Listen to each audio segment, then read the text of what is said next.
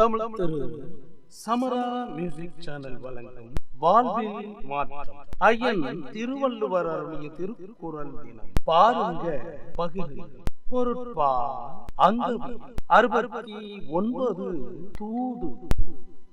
குறள் 688. தூய்மை துணைமை துணிவுடைமை இம்மூன்றின் வாய்மை வழி உரைப்பான் பண்பு.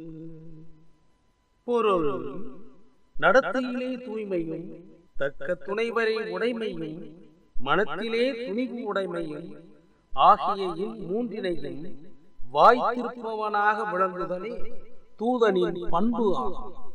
பொருள்: நடத்தையிலே தூய்மையும் தக்க துணைவரை உடைமையும் மனத்திலே துணிவு உடைமையும் ஆகிய இம்மூன்றினையும் வாய்த்திருப்பவனாக விளங்குதலே தூதனின் பண்பு ஆகும். நன்றியுடன் உங்களில் ஒருவன்.